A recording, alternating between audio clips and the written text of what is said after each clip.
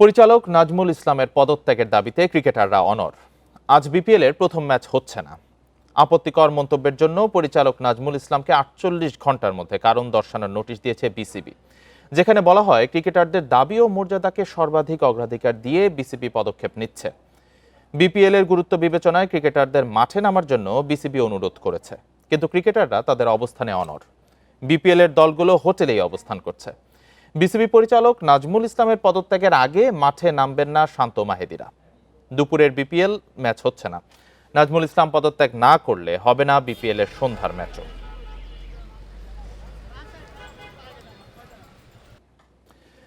এ বিষয়ে আলোচনা করতে আমাদের সঙ্গে স্টুডিওতে আছেন ইন্ডিপেন্ডেন্ট টেলিভিশনের ক্রীড়া সম্পাদক রাকিবুল হাসান। রাকিবুল হাসান, আপনাকে স্বাগত। একটা অস্বস্তিকর সময় যাচ্ছে আসলে, তো কিছুক্ষণের মধ্যেই তো কোয়াবের প্রেস মিট, আপনার কি মনে হয় কি ঘোষণা আসতে পারে? দেখেন, আসলে ঘোষণা না আসা পর্যন্ত কিছু বলা যাচ্ছে না। আমাদের কাছে তো এখন একটাই অবস্থান যে ক্রিকেটাররা যেটা জানিয়েছে যে যদি পরিচালক নাজমুল ইসলাম পদত্যাগ না করেন তাহলে তারা বিপিএল ম্যাচ খেলবে না। তো এর মধ্যে একটা ইন্টারেস্টিং তথ্য আমাদের কাছে এসেছে যে মিরপুরে, যেখানে প্রথম ম্যাচ এতক্ষণে মাঠে গড়ানোর কথা ছিল, সেখানে তো খেলা হচ্ছে না।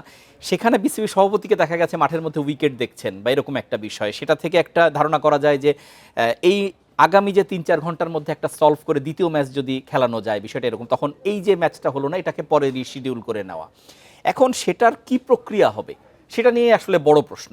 কারণ ক্রিকেটাররা একটা প্রক্রিয়ার কথাই বলেছে যে পরিচালককে পদত্যাগ করতে হবে, কিন্তু আমি আগের বুলেটিনেও বলছিলাম একটা কথা যে হয়তোবা বিসিবি এমন একটা চেষ্টা করতে পারে, সেটা হচ্ছে এই পরিচালক নাজমুল ইসলামকে দিয়ে ক্ষমা প্রার্থনা বা এক দুঃখ প্রকাশ যে তিনি যা বলেছেন ভুল বলেছেন, এরকম কিছু একটা করে ক্রিকেটারদের হয়তো একটা আশ্বস্ত করা বা তাদের একটু একটু উইন উইন সিচুয়েশনে যাওয়া, এরকম একটা ঘটনা হতে পারে।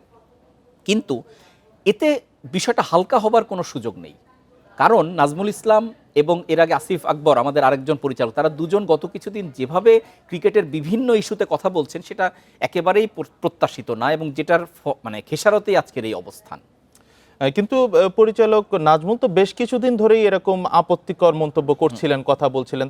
তো সেক্ষেত্রে বিসিবির উচিত ছিল না যে আরো আগেই তাকে সতর্ক করা? প্রথমবারই যখন এরকমটা তিনি যখন তামিম ইস্যুতে কথা বললেন সেটা খুব খারাপভাবে বলেছিলেন, এবং তখনই বিসিবির বোঝা উচিত ছিল। কারণ আমাদের যে জাতীয় দলের ফ্রন্টলাইন ক্রিকেটার তারা কিন্তু সবাই একযোগে এসে সেই বিষয়টার প্রতিবাদ করেছিলেন, এবং সেই প্রতিবাদটা বেশ জোরালো ছিল। তারপরও বিষয়টা কোনো রকম একটু সামলে নেওয়া গিয়েছিল, কারণ বিসিবি সভাপতি বলেছিলেন তাকে একটা কারণ দর্শানোর নোটিশ দেওয়া হয়েছে, কিন্তু সেই নোটিশটা ছিল মৌখিক, সেখানে কিন্তু কোনো লিখিত নোটিশ দেওয়া হয়নি। সো তখন যদি একটু কড়াভাবে এটাকে ডিল করা হতো আজকের হয়তো এই সিচুয়েশন আসতো না। তো কোনো সন্দেহ নেই খুব বড়সড় একটা অস্বস্তিকর অবস্থা বাংলাদেশ ক্রিকেটের। আজকের দিনটা কিভাবে যাবে এটা নিয়েই প্রশ্ন, এবং আমি বারবার বলছিলাম যদি দ্বিতীয় ম্যাচও না হয় তাহলে বিপিএল এর টোটাল হওয়া নিয়ে একটা শঙ্কা তৈরি হবে। এই মেসেজটা বাইরের ক্রিকেটিং কান্ট্রি বা সব জায়গায় ছড়িয়ে পড়বে। বাংলাদেশের ক্রিকেট আসলে এমন একটা জায়গায় চলে যাচ্ছে যেটা আসলে কোনোভাবেই মেনে নেওয়া যায় না। তো এরকম একটা অবস্থার মধ্যে আপনার কি মনে হয় যে সমাধানের পথটা আসলে কি? দেখেন, একটার যে প্রেস কনফারেন্স একটা অলরেডি বেজে গেছে, তারপরে কিছুক্ষণের মধ্যেই হয়তো শুরু হবে। আমরা সেটা হয়তো দর্শকদের দেখাবো। সেখানে কোয়াবের পক্ষ থেকে সম্ভবত সভাপতিই কথা বলবেন, মোহাম্মদ মিঠুন।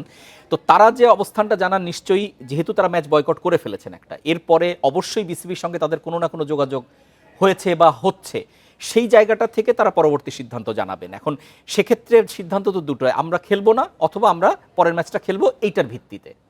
তো ফলে এই জায়গাটাই সমাধানের ক্ষেত্র। তো আমি একটু আগে বললাম যে হয়তো বা একটা ক্ষমা প্রার্থনা, দুঃখ প্রকাশ বা বলা ঠিক হয়নি এরকম একটা বিষয় হতে পারে, আর না হলে তো অনড় অবস্থান যতক্ষণ পর্যন্ত না উনি পদত্যাগ করবেন নাজমুল ইসলাম। মানে আপনার কি মনে হয় যে ক্রিকেটাররা আসলে যদি নাজমুল ইসলাম দুঃখ প্রকাশ করেন সেক্ষেত্রে কি এটা ওনারা মেনে নিতে পারেন? হয়তো বা মেনে নিতে পারেন, কারণ দিন শেষে এটা তাদের পেশা। এবং বয়কট করে কতক্ষণ বয়কট, আপনার তো পুরো বিষয়টা, আমি একটা আলটিমেটাম দিতে পারি, কিন্তু সেই আলটিমেটামের পরে যদি আসলে এমন একটা অবস্থায় হয় যে যে লোকটা সমস্যা তৈরি করলো সে যদি বিনা শর্তে ক্ষমা প্রার্থনা করে, তখন তো আসলে সেটা সলভ হওয়ার একটা আশা দেখা যায়। এটা হতে পারে, এটা বৃহত্তর স্বার্থে, ক্রিকেটের বৃহত্তর স্বার্থ বিসিবির যেমন ভাবা দরকার, যেটা নাজমুল ইসলাম ভাবেননি, তার ভাবা দরকার ছিল, তিনি ভাবেননি। ফলে ক্রিকেটাররাও এখন তাদের কোর্টে যখন আসবে তারা হয়তো বা ভাববেন। আমরা আশা করছি যে একটা সুষ্ঠু সমাধান না হবে। তবে আসলে সাধারণ সমর্থকরা অনেক কিছুই বলতে পারে, কিন্তু বিসিবির একটা গুরুত্বপূর্ণ জায়গায় থেকে অভিভাবক হিসেবে এরকম মন্তব্য আসলে কেন করা হচ্ছে, বা এটা নিয়ে আসলে কতটা আরো কঠোর হওয়া উচিত বিসিবির? যে দুইজনের নাম আমি বললাম, যে নাজমুল ইসলাম এবং আসিফ আকবরকে আমরা গায়ক হিসাবে চিনি, কিন্তু তিনি ক্রিকেট সংগঠক যে লেভেলের, সেটা বাংলাদেশ ক্রিকেট বোর্ডকে রিপ্রেজেন্ট করার মতো না। ঠিক একইভাবে নাজমুল ইসলাম, তাকে আমরাও সাংবাদিকরা ঠিকঠাক চিনতাম না, 3 মাস সম্ভবত মানে তিনি চিন্তামই না তাকে, সেভাবে কেউই চিনতো না। তো যেহেতু একটা নির্বাচন, যে নির্বাচন নিয়ে প্রশ্ন আছে, কোনো সন্দেহ নেই, যে নির্বাচন নিয়ে অনেক কাদা ছোড়াছুড়ি হয়েছে, তারপরে একটা প্রক্রিয়ায় তারা নির্বাচিত হিসাবে এসেছেন, কিন্তু যে দুইজন তাদের ক্রিকেটিং ব্যাকগ্রাউন্ড আসলে নেই, বা এই জায়গাটা কিভাবে ডিল করতে হবে সেই জায়গাগুলো নেই বলে আজকের এই অবস্থান। এই বোর্ডে কিন্তু ক্রিকেটার, আমি যদি আমিনুল ইসলাম বুলবুলের কথা বলি, যিনি সভাপতি, ফারুক আহমেদ যিনি আগে সভাপতি এখন সহসভাপতি, তারা টপ লেভেল ক্রিকেট খেলেছেন, বাংলাদেশের অভিষেক টেস্টে সেঞ্চুরিয়ান, সাবেক অধিনায়ক। এর পাশাপাশি আছেন আব্দুর রাজ্জাক, আছেন বাংলাদেশের টপ স্পিনার। সো তাদের জন্য এই বিষয়টা তো আরও বিব্রতকর। খালেদ মাসুদ পাইলট আরেকজন সাবেক অধিনায়ক, তারা আসলে মানে কি একটা পরিস্থিতিতে পড়লেন, এটা ভাবতেই আমার গা শিউরে উঠছে যে এটা আসলে কোনোভাবেই টলারেবল না, সত্যি কথা বলতে গেলে। কিন্তু আলটিমেটলি আমাদের সবাইকে জিনিসটা টলারেট করতে হচ্ছে। ধন্যবাদ রাকিবুল হাসান। আমরা আশা করছি একটা সুষ্ঠু সমাধানের পথে যাবে এবং বিপিএল সুন্দর মতোই আসলে হবে, এটাই আমরা আশা করছি। অনেক ধন্যবাদ আপনাকে।